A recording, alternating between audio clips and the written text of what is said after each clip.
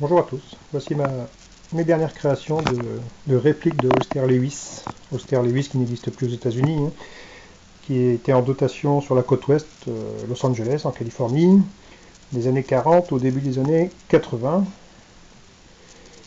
C'est un holster qu'on a beaucoup vu dans les séries télé justement de cette période des années 60, 70, 80, la plus connue étant Starsky Hutch. Là, ici c'est une réplique pour toute catégorie de revolver en 6 pouces de long. C'est indiqué sérigraphié ici le 6 pour savoir de quoi il en est. Sur des reproductions, hein, on ne trouve plus les originaux aux États-Unis. Hein. On est en 2017, depuis 1980, lorsqu'il en reste, c'est exceptionnellement sur eBay US, une fois par an et encore. Et ils sont en mauvais état, bien évidemment. Ici, ils sont tout neufs, c'est moi qui les crée, c'est mon loisir. Ici, un modèle, toujours les 8 Holster, pour des revolvers en 4 pouces. Donc ils ont la même particularité, c'est une double pince, une pince inox incorporée dans le cuir ici, avec une vis de tension. Et puis une particularité pour les holster revolver, c'est qu'on a la forme du barillet, hein, du cylindre qui ressort dans le cuir. Donc là, ce sont vraiment des holsters pour des armes de poing, famille des revolvers.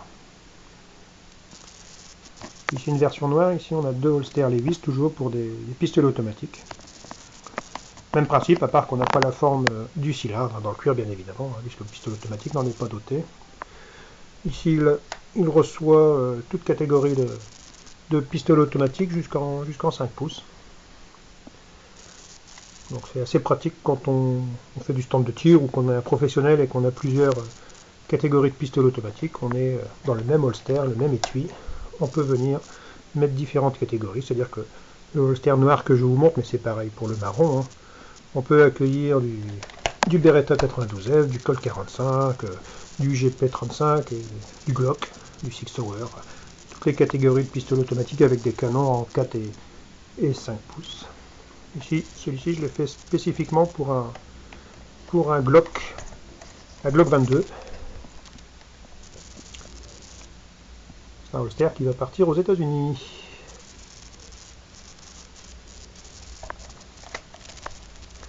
Voilà, donc ça c'est la partie qui vient se mettre contre la poitrine, contre le corps, avec un passage bouton de pression qu'on vient mettre à la ceinture.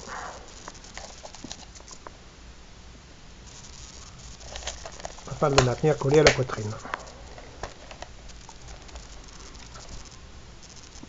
De l'autre côté, c'est une lanière avec bouton de pression aussi.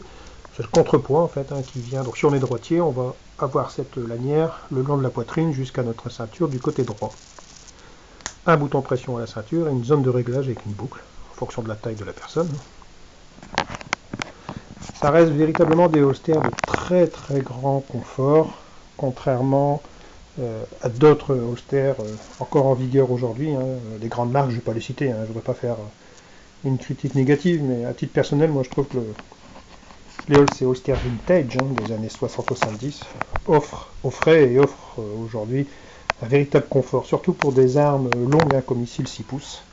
C'est quand même une arme encombrante et lourde, donc ce type de holster permet à la fois le grand confort lorsqu'on est un professionnel, hein, des métiers de la police ou aux États-Unis, hein, parce qu'en France on est équipé Six Sauer, mais ou en stand de tir si on est amené à faire du tir sportif et à porter pendant plusieurs heures son arme sur soi, eh bien, une arme de 6 pouces qui est quand même encombrante et lourde, eh bien on a vraiment un grand confort à porter l'arme sur soi pendant plusieurs heures au stand de tir.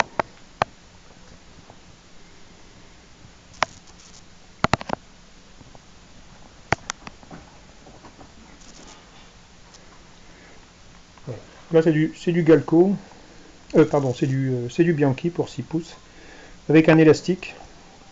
Le problème de l'élastique, c'est que dans le temps, il vieillit. Donc au bout d'un moment, et même quand il n'est pas vieux, l'élastique se détend et l'arme a tendance à pencher quand même sous le bras gauche, ce qui n'est pas vraiment l'idéal. C'est le même principe, hein, la retenue d'arme se fait d'abord par la pince métallique incorporée, hein, qui vient prendre en sandwich l'arme de poing, le revolver ou le pistolet. Mais bien entendu, elle n'est pas du tout au contact de l'arme, hein. Ce qui fait qu'on n'abîme pas du tout son arme de poing.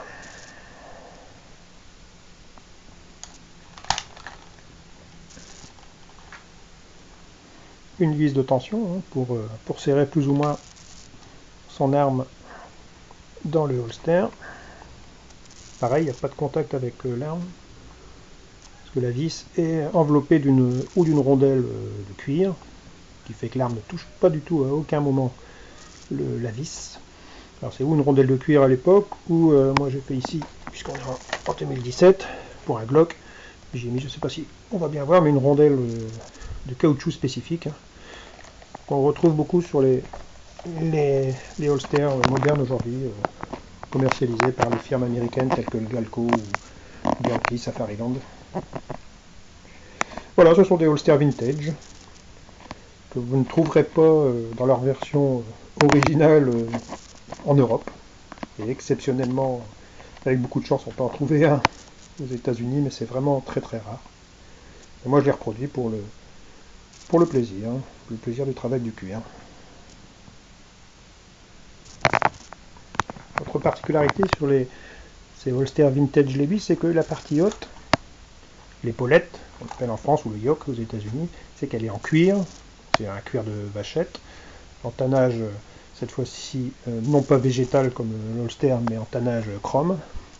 C'est très très large, très souple, très résistant, donc c'est ce qui permet justement, elle vient couvrir l'épaule, et ce qui permet d'avoir un grand confort, c'est-à-dire que le poids de l'arme est véritablement atténué par cette partie haute, l'épaulette. Et puis, à l'origine, les vis les faisaient comme ça avec une différence de couleur importante, c'est-à-dire qu'en gris, une famille de gris pour la partie épaulette, qui contraste avec la belle couleur marron fauve du holster, qui lui est en cuir de 3 mm d'épaisseur, en cuir en tannage végétal. Le cuir s'appelle du collet végétal. Et ici, là, bon, comme je vous l'ai montré tout à l'heure, un holster en version couleur noire, hein, les mêmes caractéristiques, la couleur change, et puis ici on a uniformisé en mettant une partie haute, l'épaulette, en couleur noire, mais c'est pareil, c'est du cuir, résistant et à la fois souple. Même principe de contrepoids avec un bouton pression et un réglage avec une boucle sur la longueur de la lanière. Voilà, ce qui fait qu'on mesure 1m70 ou moins, ou 1m90 ou plus, on est capable avec cette même lanière d'adapter au corps de l'utilisateur.